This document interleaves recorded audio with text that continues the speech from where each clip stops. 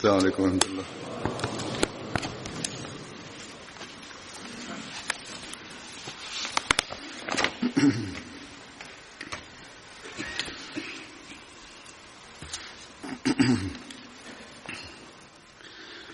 أشهد أن لا إله إلا الله وحده لا شريك له وأشهد أن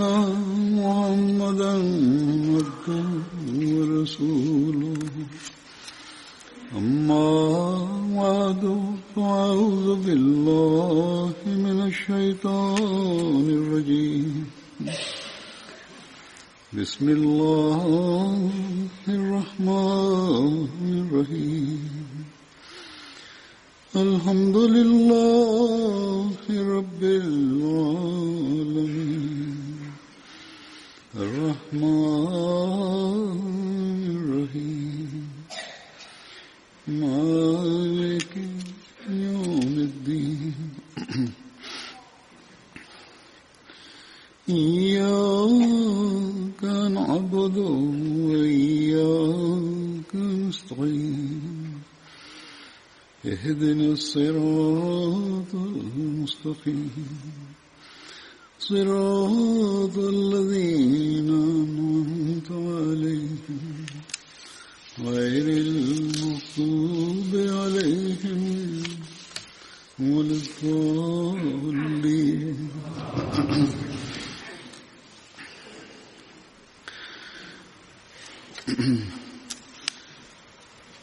बदरी साहबा के जिक्र में Bismillahirrahmanirrahim. Huzur say sahaba fo a wo ko badar ko a waka ho a ho asem no. Ene de obedi kan aka ne ho asem no. Ya frano Hazrat Utbah bin Mas'ud Uzali. Hazrat Utbah bin Mas'ud Azali no. Na nabodin Abu Abdullah a ofri Bani Khzum fo abusun yakuo mu. Hazrat Utbah bin Mas'ud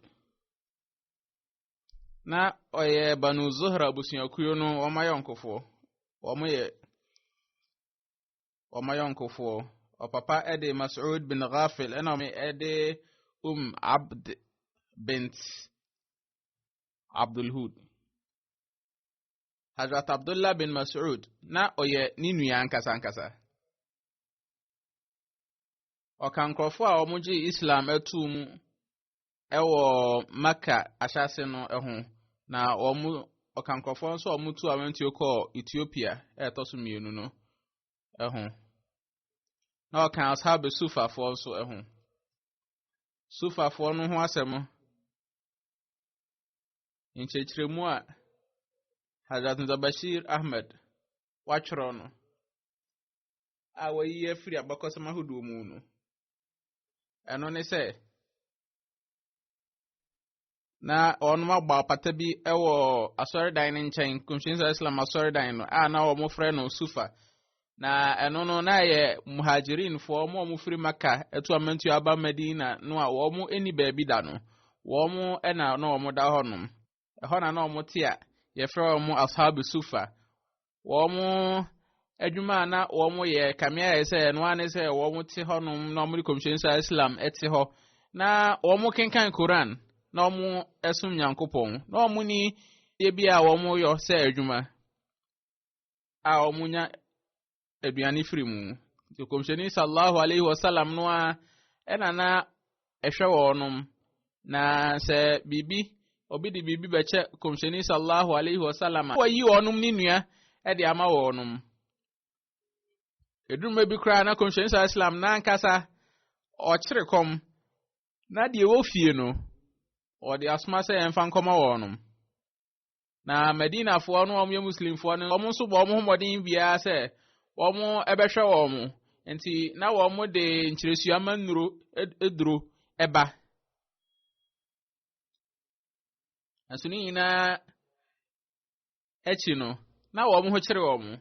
na mpempi no na ebi wo honum kra na ekom timi dokoro wo mo na saa omotibia ekoso amfie bebre kopem se Medina kuro no mu ba ye ma nipa bebre eba ho na ma omunya adwuma ye na efe nso no nkrofo nso hyase se omo ebo onmo adiska ne bi free Baitul Mal ede bo wo enti womo ho asem no nso asem ba bebi foforo no nso ne se womo ne nkrofo a na womo tena komsheni sa Islam nchen na womo etie ne nsema a okan hadith na adura na jonso a na womo akọ womo sofa apatanim sa apata ya kuru so no en na womo frɛ ne sofa nti ne yɛfrɛ onum ashabu sofa na womo eni atade kra etimi edwira womo ho nyina ekosie sɛ ntoma womo wo no so womo de esra na eche so womo na ho guo Hazrat Abu Huraira radiyallahu anhu no so kan womo ho o se mihunu ashabu sufa fo nim be se aduoso a womo entuma no entimi en womo ena ho kra efe yo se de na womo enya ehu bibi edie ne se omo dwuma ne se womo mu bi etimi kosisa enua efri enurem na omo de aba se womo emfa na omo koton na omo nya hu ska kakra ebinu so ho nti Medina fo na omo ba na womo ede nchirisiama no abre wonom na omo de asensan omo asori dem omo dining tinkrofo hu onoma na yom se dabre bibi ha womo kakra ebinu so hu omo se omo yankrofo asabi omo adwene mu enno ebinu so hu omo se omo yankrofo amado komsheni sallallahu alaihi wasallam ama omo ntimi enya ne honko na ni na enkenfu ano na komsheni sallallahu alaihi wasallam se onya bibia no afre wonom onya aduane bia no afre wonom na one omo adi empempin na etaiba se komsa islam edru anwumra na wama wonom wache womo agu makafo ne Medina fo ne so se wonom nko na womo nko ma womo aduane se de obetimi bia no na wahwe no so yi won ba ko no de ama we oyi bienu ano de ama we se de nipa betimi bia Hazrat Saad bin Ubada na oye komsheni sa Islam ni suani na o ni nsema emre pa na o skapa so edunwe bia na ote omumu be se nipa aduowotwe esori ekọ ma wonu maduane na ni nsem emre sa abakosama hodo ekire se sufafo no na womu edodo no na ekosoro bafom anya yie kura no na womu ye dumienu na ebinum se etimi so ekosoro ama ne duru ba bia na womu ye ahasa na eso se eduru ba bi kura ma womu ye ahansia komsheni sallallahu alaihi wasallam na opo ma sempa oni omutna asori dem ho oni omudidi na okachire nkrofo womu ema womu ebuo kese pa enye se mu webuo ma bo mfia se womu tete onu womu ni hweye we mu ne nkrofo womu te ho no ma womu etie mmemasem enti ase so obia ebu mpa takurubi ahli sufa fo no mu kriobi eko komsheni sallallahu alaihi wasallam ho eko kachire ne se esiama no ahye yafu eno kwa na edi sa ma ahye yafu komsheni sallallahu alaihi wasallam tie de omo kan no o kan asem de ma omakoma to wo mo eyem o se de na mo kan ya mo ka se esiama no ahye mafu na anamunim se Medina fo no omo aduane titiriu ene nkyerehyiama no ana eno ana nkrofo ede boa mo na eno ana yense ede boa mo amemfa nyankopon ni nse se be se bosumi ko ana se bosumi mienu nie wisie bia emfiri mi fie kura mai kyese omo no aduane bia na emom no nsio ene nkyerehyiama no ana yense edi no fie uzu se we mu ye nkrofo bi ana wo mu ewa afọrịbọ honhom pa wo mu kan sa asemi de nanso obi ansọre anko omo de nokre mapa ene komsheni sa Islam etnan na de na ebeba omo ho bia no omo eje etum asan so atro se na adwuma omo ye ne se edura anadwo a omo eye asọre esum Nyankopɔn na enwumre nso ne yama omo kyerɛkyerɛfo bi a ɔmo nim Koran kan wɔ ɔmo mu no na sɛ de obi a ontimi kan ne yie ana obi a ɔpɛsɛ osua gu ne tirim no ɔbɛkɔ saa kyerɛkyerɛni ne hɔ na kyerɛkyerɛni no akyerɛ no enti ɔmo dodoɔ no a ɛbɛyɛ qari Koran akenkanfo na sɛ sɛ pɛ obi mu na akɔ akɔkyerɛkyerɛ Islam wɔ baabi a na wɔn mu bi ne eyi ɔmo kɔ emra wɔn esua ade ne hunu yɛ no wɔn ɛbɛyɛ qarifo na afei wɔn bɛyɛ nkrɔfo a yɛde wɔn kɔ ɛkɔkyerɛkyerɛ nkrɔfo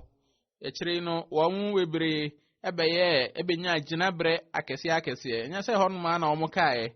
wɔn ɛbɛnya gyinabrɛ akɛseɛ pa nti Hazrat Abu Huraira Hazrat Umar khilafat penso ɔbɛyɛ Bahrain governor Hazrat Muawiya nso penso ɔbɛyɛ Medina governor Hazrat Saad bin Abi Waqas oye Basra for governor onwa so ena etintim Kufa ekuro no Hazrat Salman Farisi oye governor ewo Madain so Hazrat Ammar bin Yasir oye Kufa governor wenum nyina no moka asawi sufa fo no Hazrat Ubada bin Jarrah ono so be governor of Palestine Hazrat Anas bin Malik Hazrat Umar bin Abdul Aziz penso oye governor na ono enso eni obi a onya nkunimdie kese pa se oye asrani ma Islam no ewo Islam abakosem mu Hazrat Umar penso kra no na oye umanimni a oye mbra nimni Hazrat Said Khudri ose okotena onum emu okotena asabe sufafo ni mu na edam se na wo mu entuma ntimi nkata wo mu nyina ne nti no na wo mu eyere wo mu se wo mu ebe kata wo mu ho so na wo mu ho fa egu ho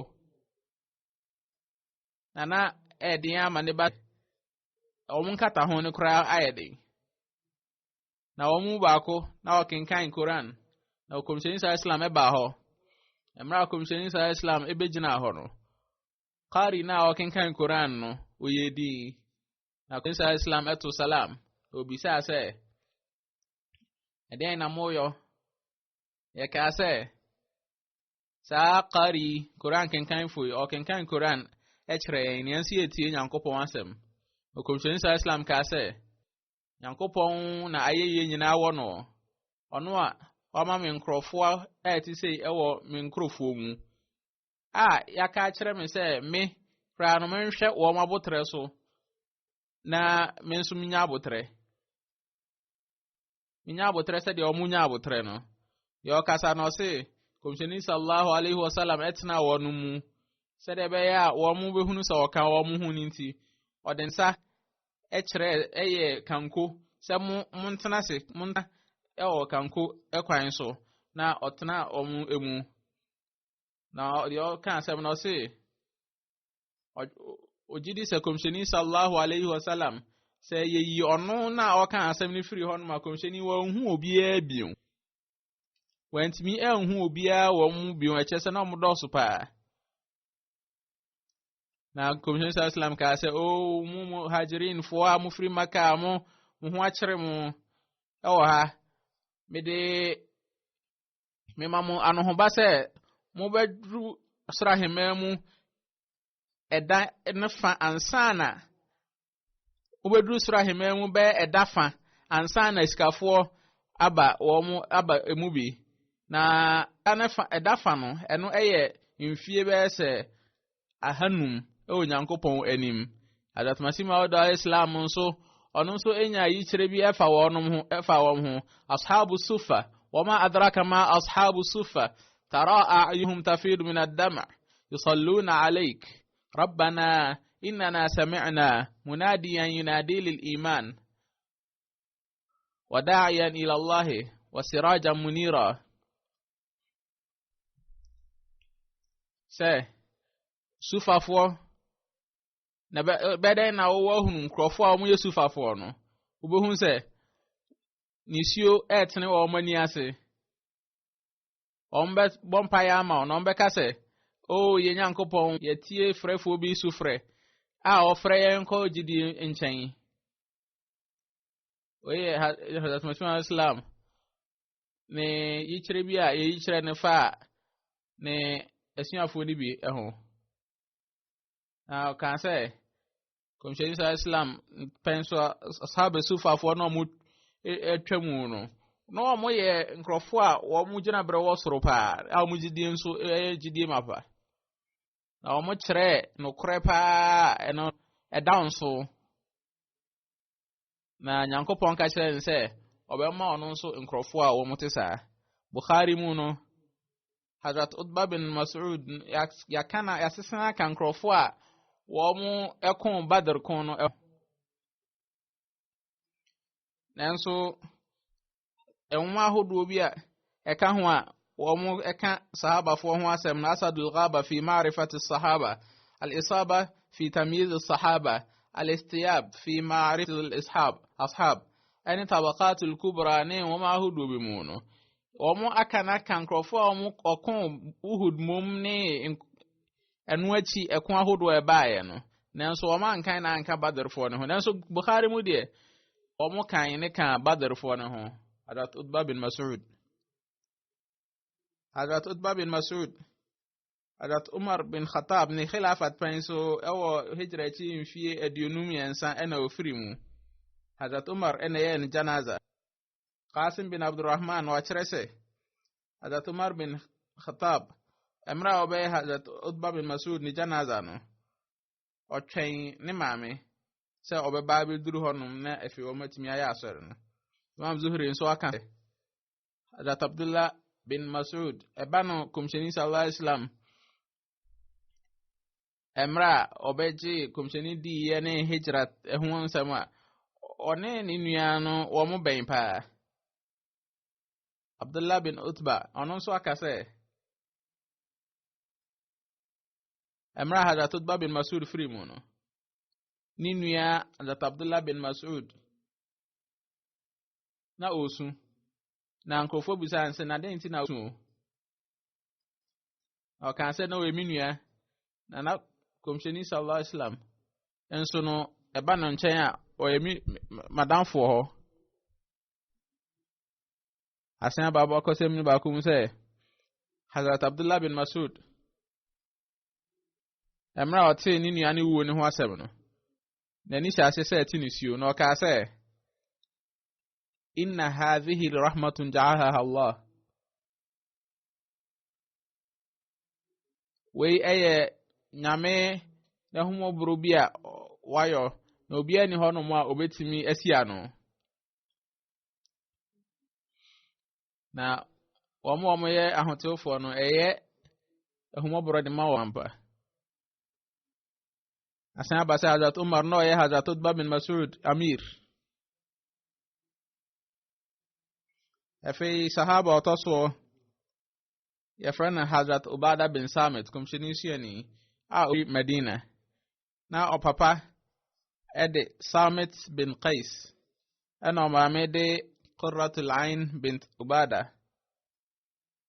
bayat Aqaba ula de dikani de tosmiunu no ka ho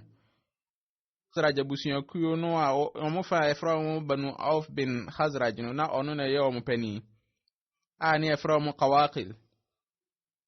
Qawqal no the entire from Qawqal no enese Medina na obi ebesre wo dwankobia na o mo ka kire ne se fro sabi po ise de opebia na sese no o asundue chese se de opebia na tena Medina no emu a uni asembia ni kwan so osoro hwe kra nkrofo ana omuma nkrofo dwankobia no ni efra mu Qawaqil Ibn Hisham achire se se womo ema obi dwanko bia bambo a omo ama no agyan se hwe na fa we koba bia opebia Khazraj fo mo pani ban Ghanam bin Auf no mo friend Qawqal sanso na hada Sa'd bin Awda no mo friend Qawqal Banu Salim Banu Ghalam ane Banu Auf bin Khazraj wa mo suni from Qawaqila Banu Auf wa mo pani ni Hazrat Ubada bin Samit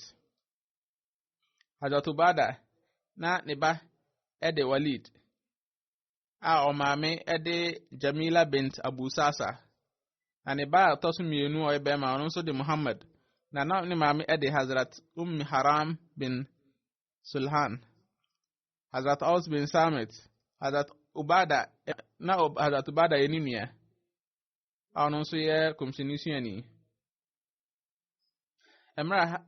Hazrat Abu Marsad Ghanwi eba Madina no komshini sallallahu alaihi wasallam eye nuayon hyehyeye eto woni Hazrat Ubada entem Hazrat Ubada Badr Uhud Khandak ene ekwan hudu mu nyina no na okan komshini sallallahu alaihi wasallam eho Hazrat Ubada ufrimu ewo hechi mfie aduasa enan ewo Ramla ewo Palestine ebinum so se ufrimu wo Baitul Maqdis na hwa na esie no nenna ewo ho sisia ebinum so se wo Qabras wa mrana Hazrat Umar wayan kendini ewo ho amra ufrimu no mfie aduasum mienu na oyo obi a owa na ne ho pa ebinum so se ofirimu wo Amir Muawiya ne penso ano eye hijrachi mfie aduananum nso de di kan ne mom na yajitum kese kan no ai kase ofirimu ewo Palestine no ewo hijrachi mfie aduasa enai enye se aduananum Hazrat Ubada bin Samit isa waka eye bese oha eni aduwotwe baako na okankrofo omo ade hadith abakase pa say Hazrat Anas bin Malik Hazrat Jabir bin Abdullah Hazrat Miqdan bin Mahdi Hazrat Ubada bin Samit akano abakoso mu se de okano se oye okun Badr kun ni bi ana akandifo ne ho na okase emra na komsheni sa Islam ne nkrofo bi etwa ne ho ahia no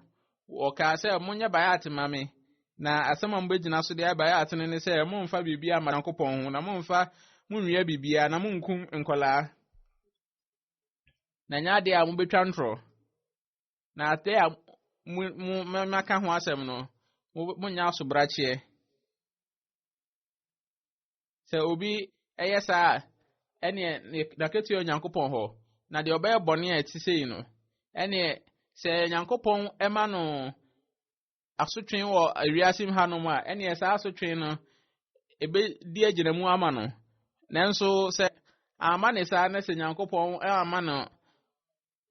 asotwen wa sorry awiasim hanom a ene de nyankopon no a onyankopon no a hoso pa obetwena so pa den bone beche no amuntu amentu akọ Medina no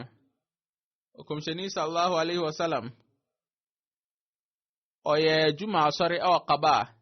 emra oye juma ni wiye no komsheni sallallahu alaihi wasallam efro ni yoma sa ode ko Medina okomsheni sallallahu alaihi wasallam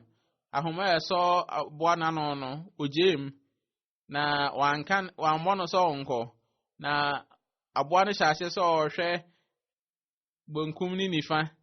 ti se de na hwehwe ba bia obefa emra na ojina fa kono hwehwe bonkum ni nifa emra Banu Salim fo no hunu sa asemwe no Banu Salim fo no omo ne nkrofo a komsheni Islam ya asore e wo omo ebia na omo bisa komsheni Islam se na Itban bin Malik eka ho ena Naufal bin Abdullah bin Malik ene Ubada bin Samit na omu nyina aka ho omu bisa komsheni Islam se o Nyankopɔn komsheni sallallahu alaihi wasallam adai na ontena ye nkyɛn ɛhanom yɛ wɔ nkofo bebree wɔ ha a wɔyɛ muslimfo na yɛbɛbu paa na yɛbɛbɔ ho ban so yɛbɛbɔ ho ban na efiri sɛ yɛdɔɔso yɛ muslimfo bebree abakɔ kasa mu sɛ emu science ka sɛ yɛsan so kora wɔ sika yɛ nkurɔfo a Nyankopɔn ama ebi paa ebi nso aba sɛ bra yɛ nkyɛn na yɛwɔ akodeɛ ne yɛsonso na yɛsan so wɔ eturu ahodoɔ ne nneɛma a yɛbɛtumi de anya bibi adie na wɔn ka sɛ obi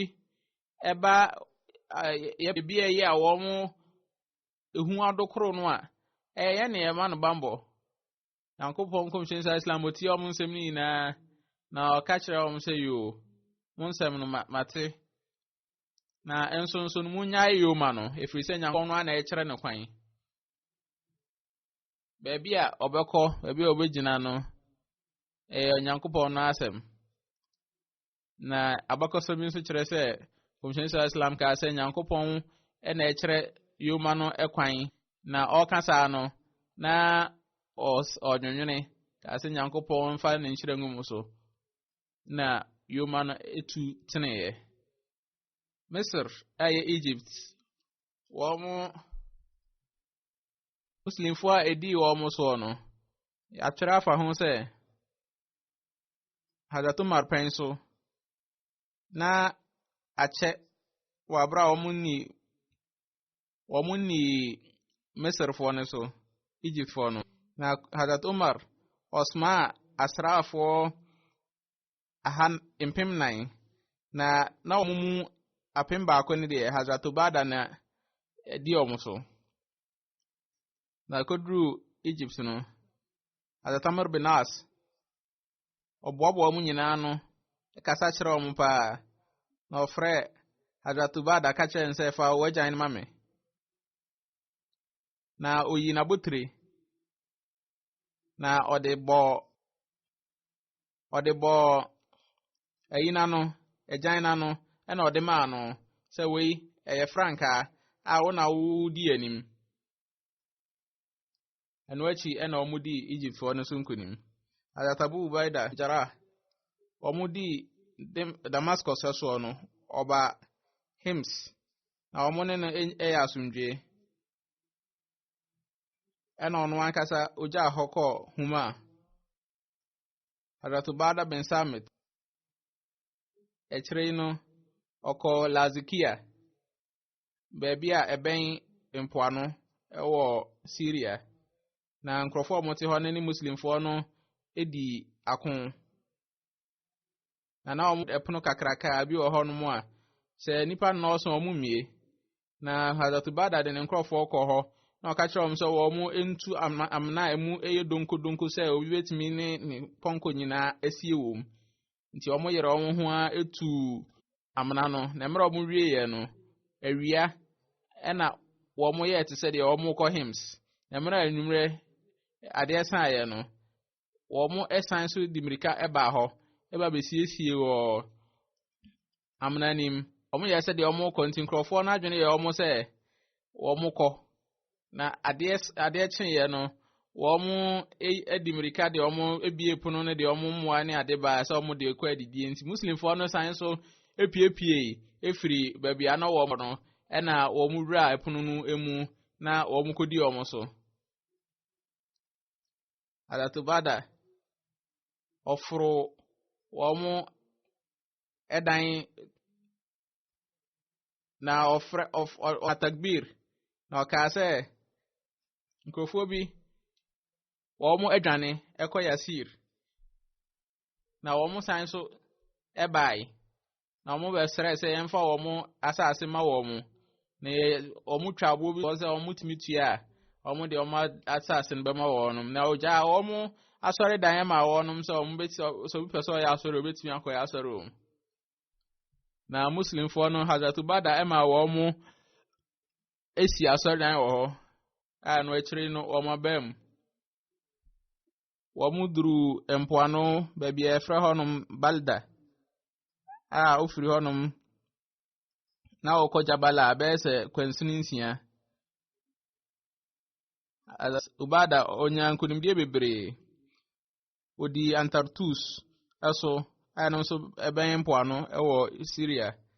efe Jabala Balda Altartus Lazkia wenum nyina yenkura odi wo mo so dakrubi komsheni sallallahu alaihi wasallam oye Hazrat Ubada hwesofo ewo sadaka bi so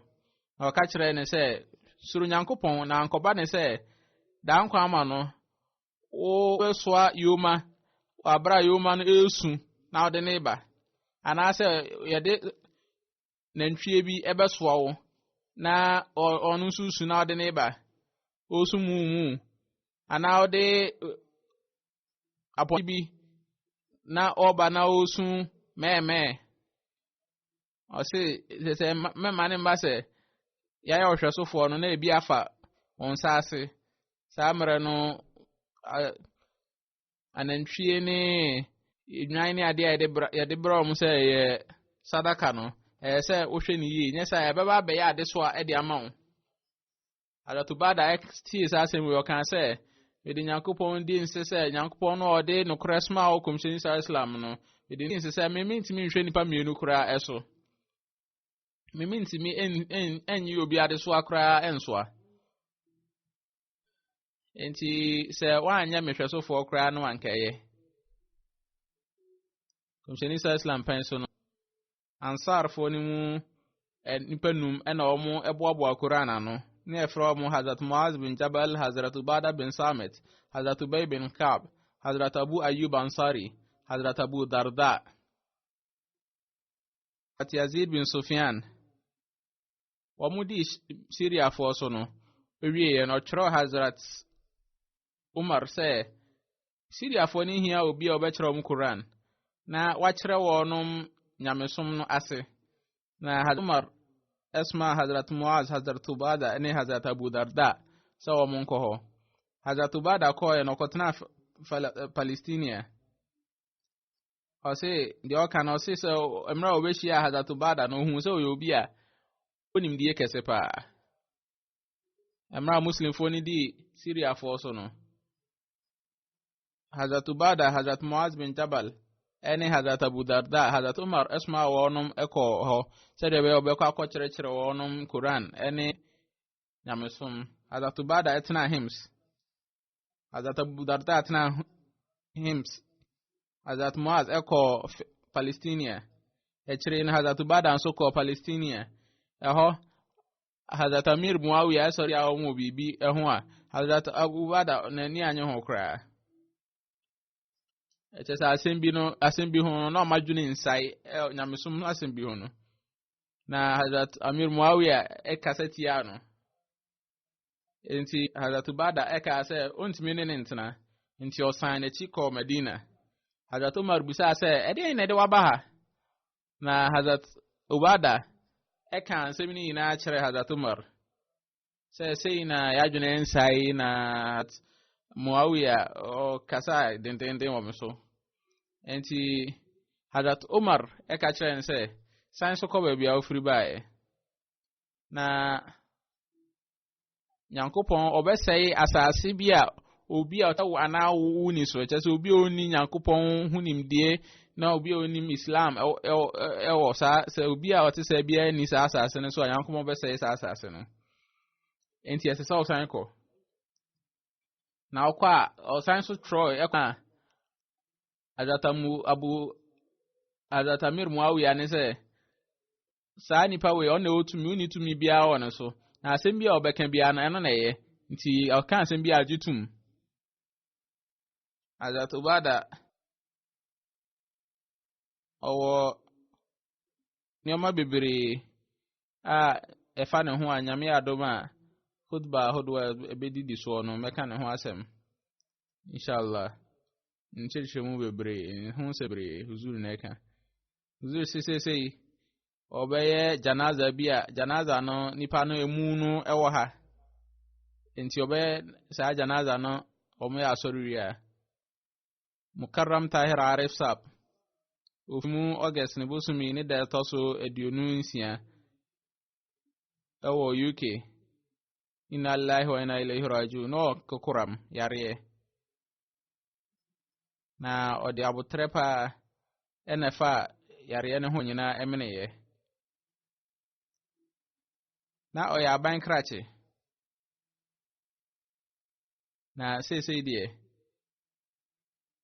wakọ retirement ọkọ ahomegye nti nche bia ena meye no Sadr Fazil Umar Foundation nti eno ano ye ya kopim so di free mu Karam Tahir Arif Sab ya wono February bosome ne da toso dumiensa 1952 na ne nkrofo free Sialkot nanso akire omukọ Sargoda na opapa ede Muhammad na oye sofo ya de ne eba engeresi abrochimem obaye naib imam masjid oye naib wakil tafsir rabu anso sani pay wofiri mu na oye obi a otimi eje Islam Ahmadiyya ehun sem na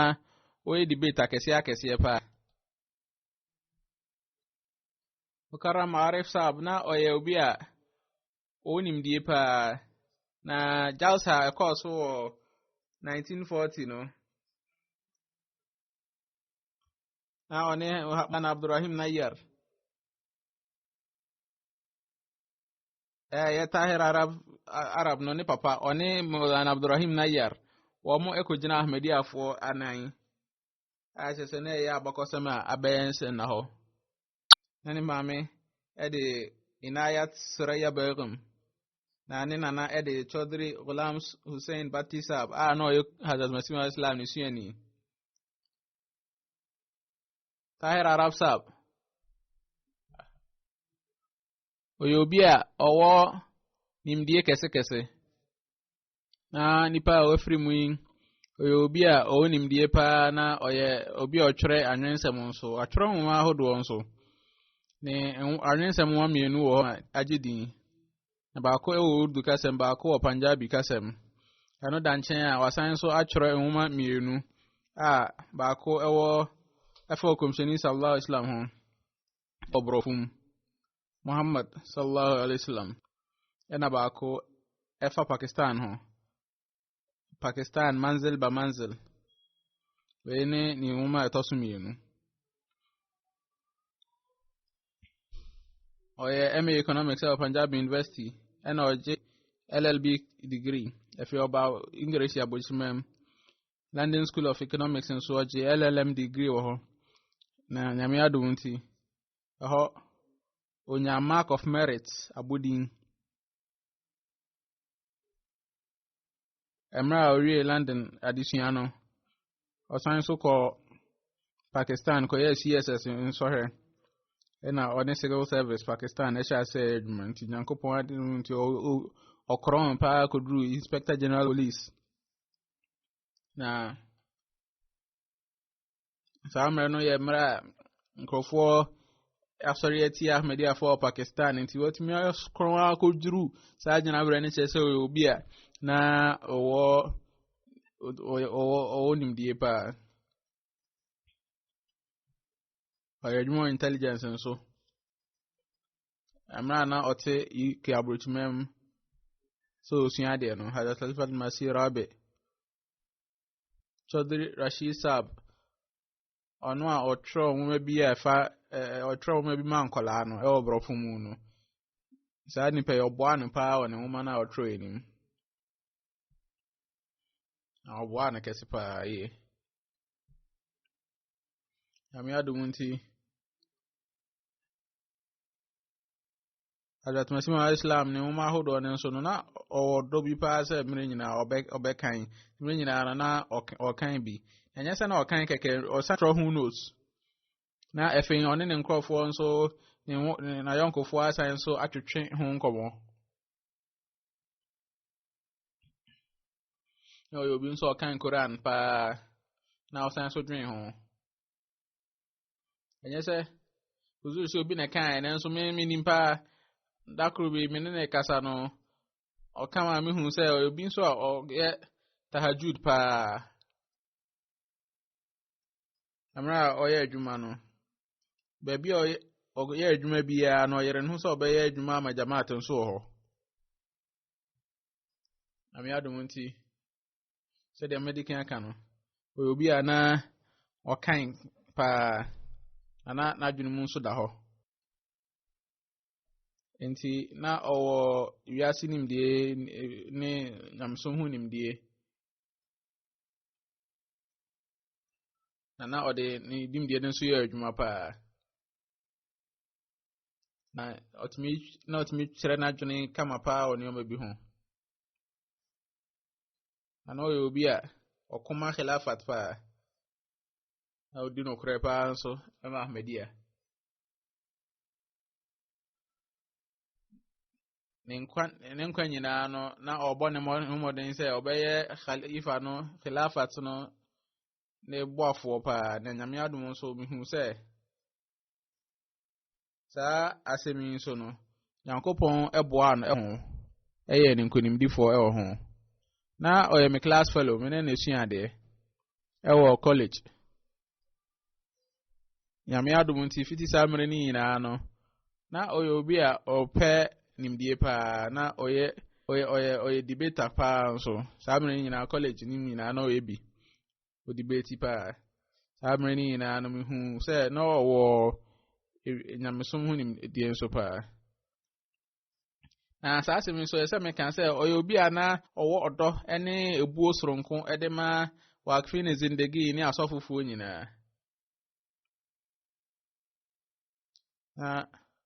o jinabre na oyere no so ode bebo Ahmedi afo nso pa Fazl Umar Foundation o shaase so yedwuma ho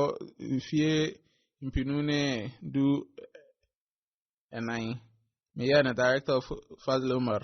FA 2016 no Chaudhry Hamid Zafur Nasrullah Sab Efrimu ano ye president of Fazl Umar Foundation no me ye no president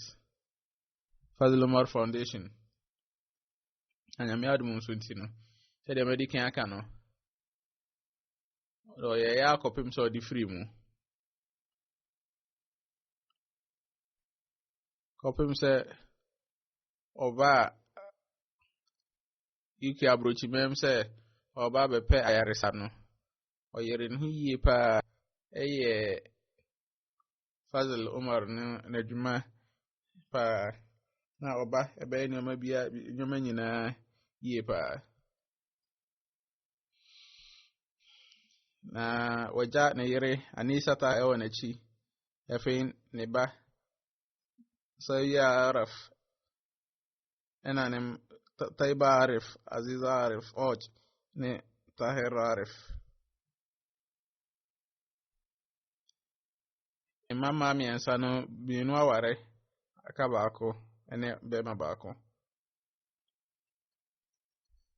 Taiba Arif o ene ba no atworo se ye papa no Yankopon ema no ewiase mpuntuo bebre na nsumre nyina no na ode to nanim so ya Ahmedi ani na odi no kure pa na ode nyamesom di nanim wori bibia na ode ne real hye Yankopon so obi a ye ahobrasefo pa na oye anwensem twerofo ye teacher osan so ewo gina brekes pa owiase na oye obi nso oye papa akoma wo fom pa na odo kumsensa Islam ne Yankopon so pa yi asimi hu ne se ne yere ne ohun ne se oye obi a owo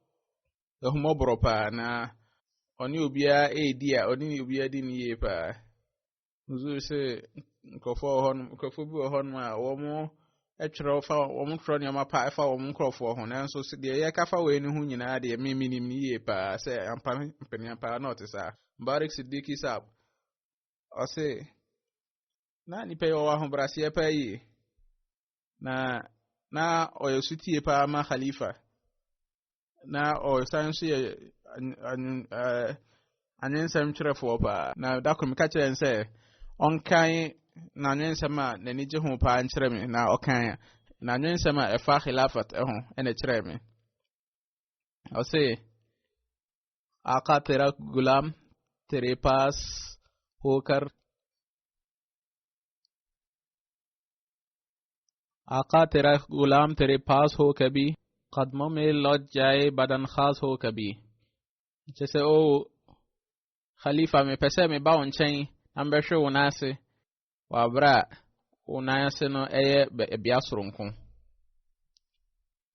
ose dakrubi mekachire ne se ahmadia ni bia de nyankopon akron no gina bre na nyanso nyankopon akron gina pa e wo wiase na o ka se ina da nchen a de esumbo pa ma me ne se me ahmadia ni na efe osan so kan se uzur esan so obi a me ne no esua ade we ye ade a e ahwo ama me pa o papa Muhammad Araf Saib o mane ko rabwa se de be obeka kusua de e college na amra na ye ko college na aban de south so inti na wankotena hostel nemo no o papa no sere hada Khalifatul Masih autosumiensa se ipadon so no ne Khalifatul Masih autosumiensa oni o mu twa kampa yi ti o ma no kwan e wo Dar Ziafat amro e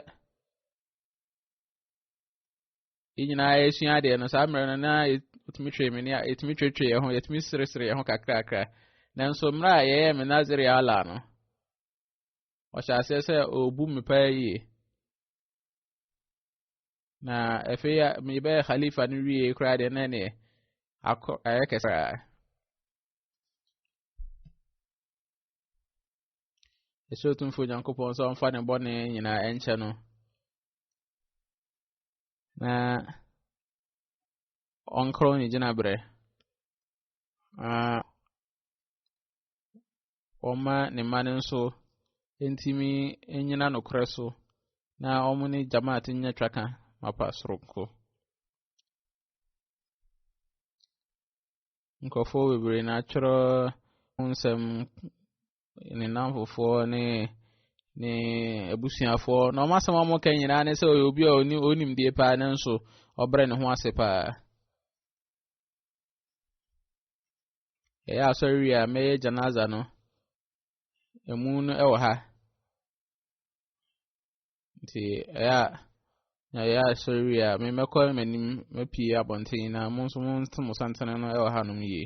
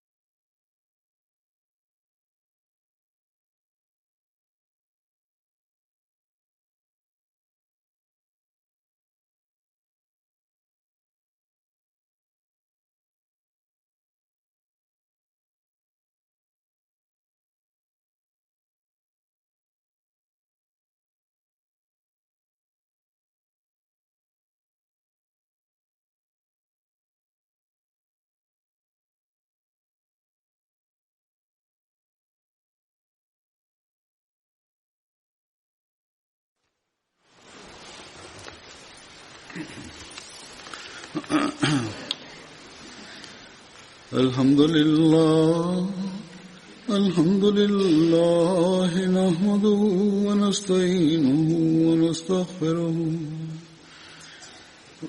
ونؤمن به ونتوكل عليه ونعوذ بالله من شرور أنفسنا